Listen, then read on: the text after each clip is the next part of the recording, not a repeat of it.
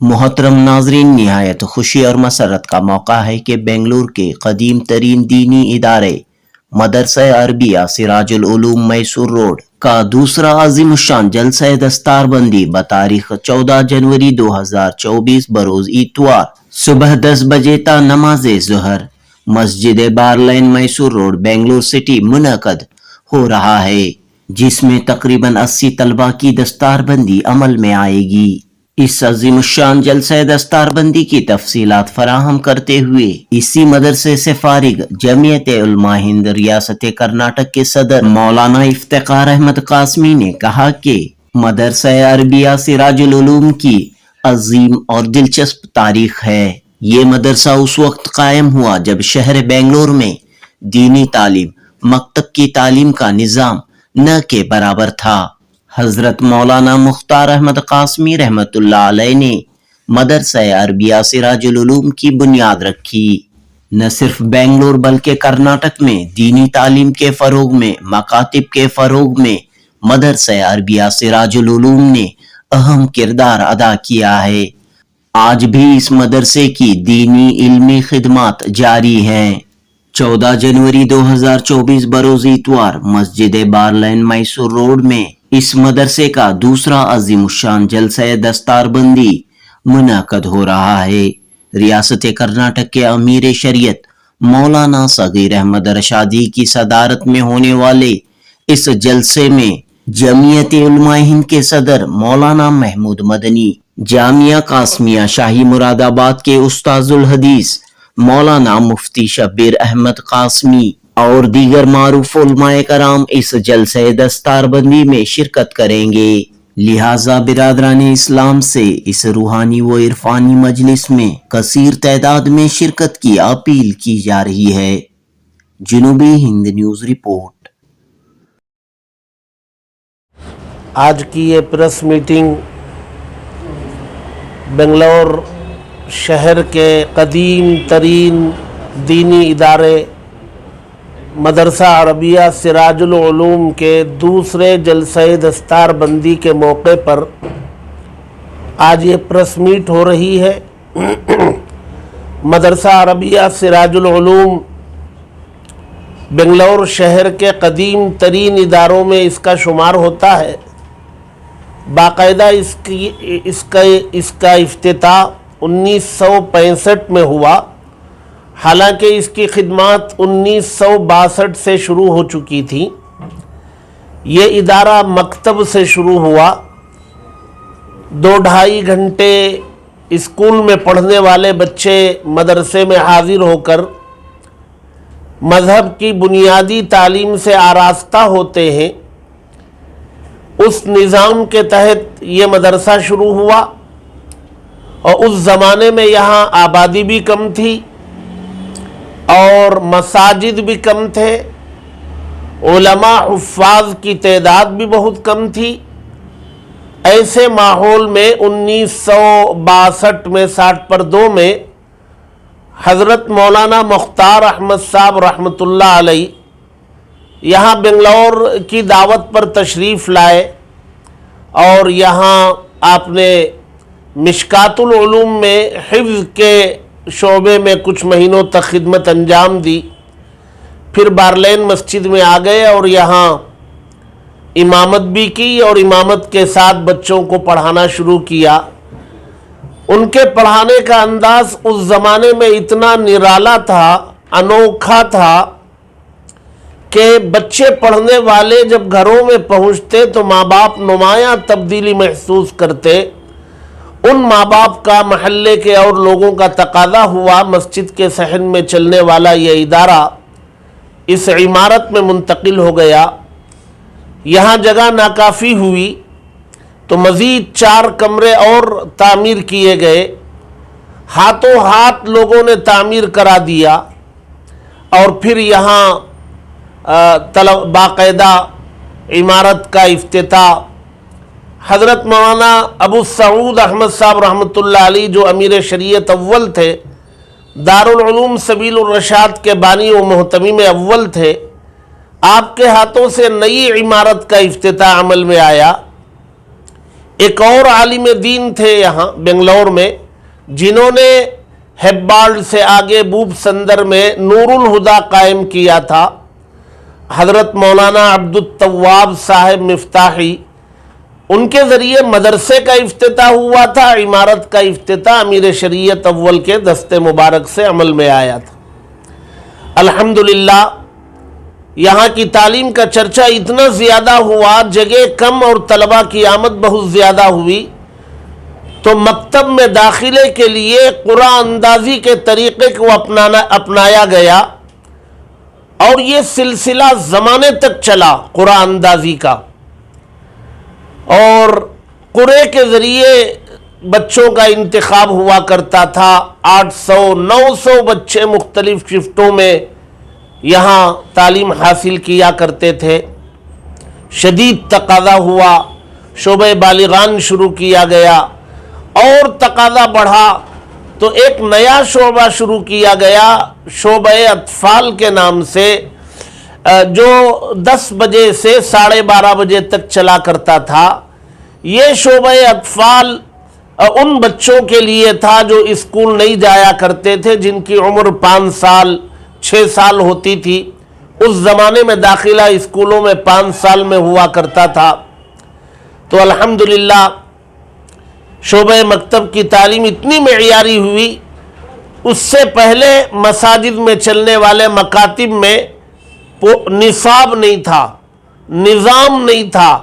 سراج العلوم نے نصاب بنایا، نظام بنایا، تعلیم کے ساتھ تربیت پر خاص توجہ دی، اور امتحان کے نظام کو مضبوط کیا، اور سالانہ امتحان میں اچھے نمبرات سے کامیاب ہونے والوں کے لیے انعامی جلسے منعقد کیے، قیمتی انعامات سے نوازا، قرآن اور نصاب کی تکمیل کرنے والوں کے لیے سند دینے کا نظام شروع کیا۔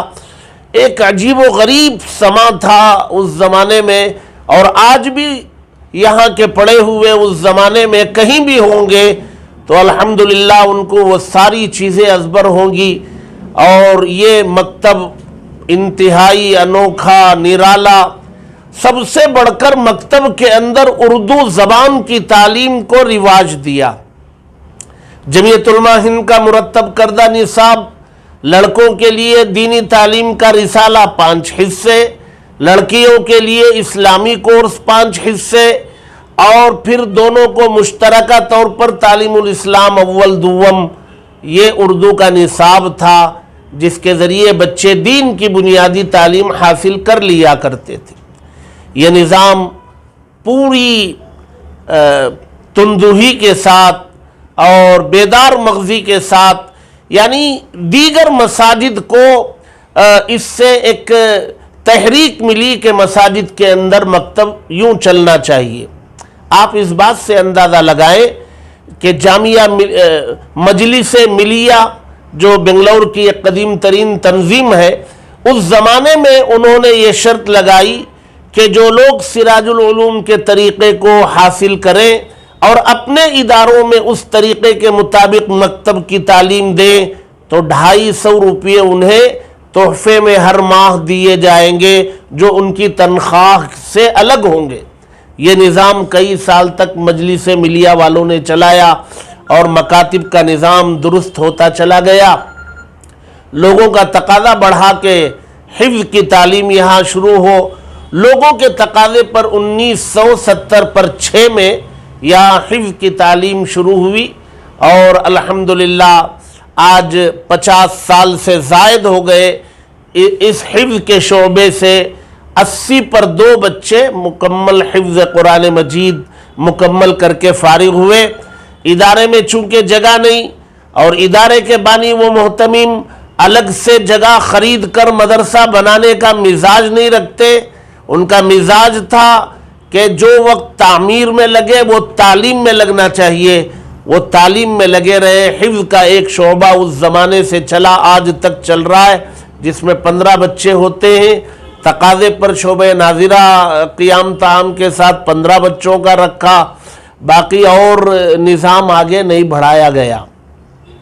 76 میں حفظ شروع ہوا، اور 1980 पर 6 में दारुल उलूम देवबंद का एक मुअक्कर वफ्द जिसमें मुल्क के अकाबिरीन शामिल थे, मुल्क का दौरा करते हुए बेंगलोर पहुंचा तो उनकी आमद से फ़ायदा उठाकर एक जलसे दस्तारबंदी 1986 में मुनक़िद किया गया, जिसमें 13 बच्चों की दस्तारबंदी हो चुकी। बाकी और बच्चों की दस्तारबंदी के लिए न मोहतमिम कभी तैयार हुए, न इदारा आगे बढ़ा।